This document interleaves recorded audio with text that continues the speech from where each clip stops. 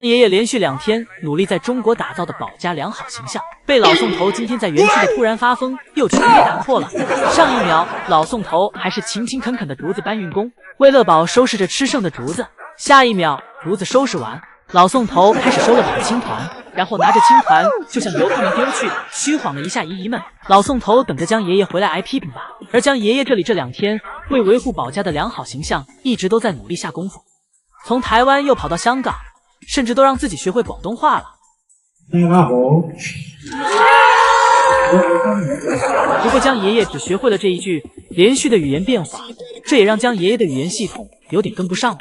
而当江爷爷听不懂主持人讲的广东话时，为了不冷场，一直都是笑着，而且还表现出很搞怪很有趣的表情，让人感觉特别的亲切。这次江爷爷还在粉丝们的提问中纠正了瑞宝辉宝的独立时间，并不是在11月份，而是在明年的5至7月份，相比于福宝的独立时间早了4至5个月左右。江爷爷还开心地分享了自己和中心基地的交流。江爷爷表示，中心今天早上还给自己发了福宝的照片。江爷爷看到福宝适应得很好，而且还成功度过了假孕期，同时现在迎来了秋天，天气越来越凉爽了，福宝的胃口也好了很多，每一天也有在好好吃饭。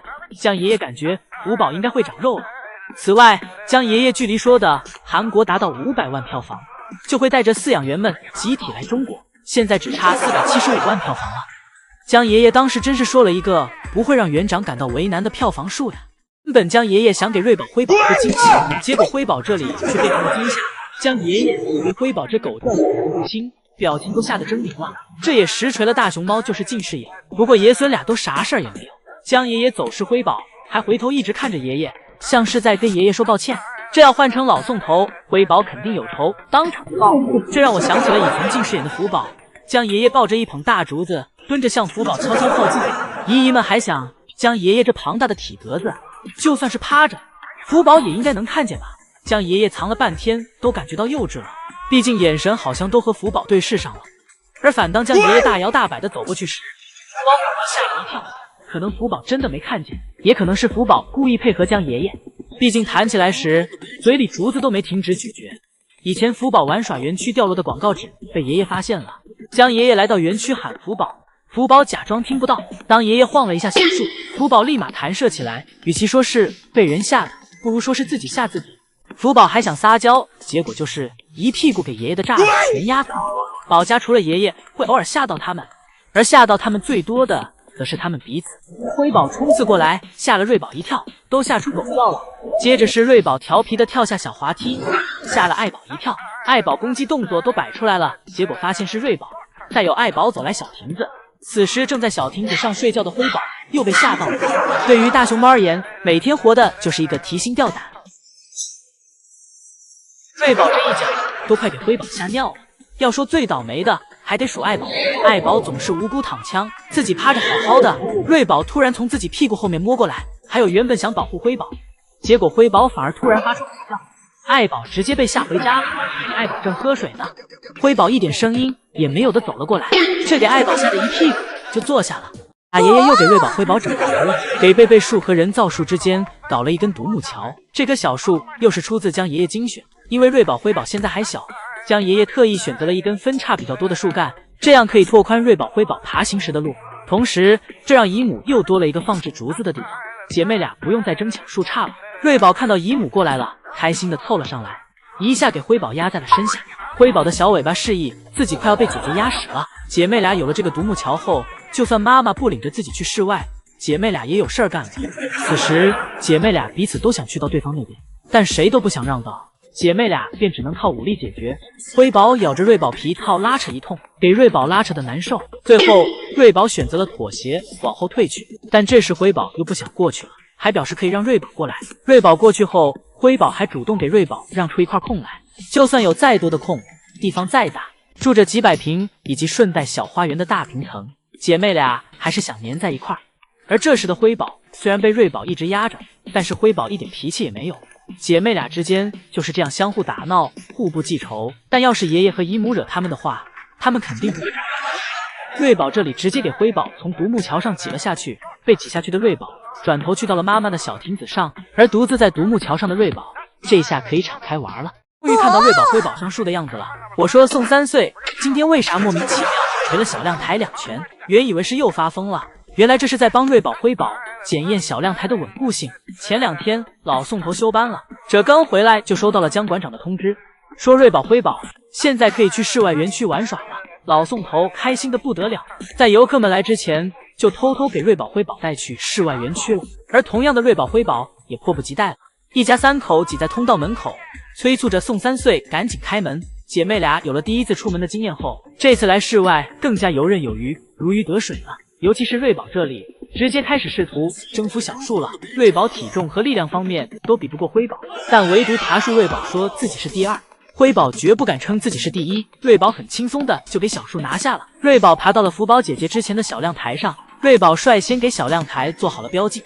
而辉宝这里虽然也爬上了树，但是并没有成功登上小亮台。瑞宝对辉宝讲，妹妹你还得多练。瑞宝趴在小亮台上，惬意的不像是第2次出门，像是已经对室外园区熟悉很久了。辉宝这里上不去小树，走去了小泳池旁，开始看风景，假装自己很忙，直到听到爷爷喊自己的声音，哎呀！辉宝立马跑了过来。辉宝来到爷爷身边，和爷爷打招呼。而瑞宝这里开始探索如何下树了。老宋头看到瑞宝这爬树能力，都快给瑞宝夸出花来了。老宋头让辉宝好好学学姐姐爬树的样子。爱宝这时也吃完饭了，亲自带着姐妹俩熟悉园区。姐妹俩现在对室外园区还是没有很强的安全感，之所以能在室外园区玩耍，是因为妈妈在身边陪着。爱宝一回家，瑞宝辉宝就会立马跟上，跟着妈妈回室内。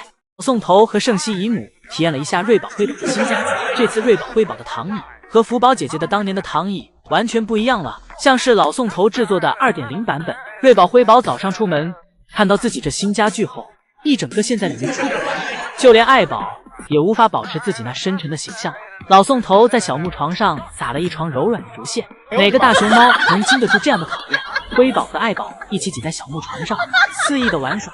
这竹屑对大熊猫来说就像是人类小孩的海洋球。爱宝玩累了，坐到了辉宝的小躺椅上。虽然躺椅是给辉宝坐的，但爱宝坐上去好像更合适。爱宝坐在小躺椅上休息了一下，辉宝这时也凑了过来，挤到了妈妈怀里，让妈妈抱着。爱宝这里想2个小躺椅都体验一下，小孩子才做选择。爱宝和辉宝享受竹屑和小躺椅带来的快乐时，瑞宝这里可像是个成熟的小大人，此时正趴在2棵小树之间的独木桥上睡觉。瑞宝是不是知道今天将会有新玩具？昨天激动的没睡着觉，今天早上玩了一会儿就上树上睡觉去了。果然体力方面还得是辉宝。话刚说完，辉宝也玩累了，辉宝爬上了小树，去跟姐姐一起睡觉去了。这时成了爱宝独享小躺椅的时间。瑞宝辉宝这里有了新家具后，再看乐宝园区则显得有些破旧了。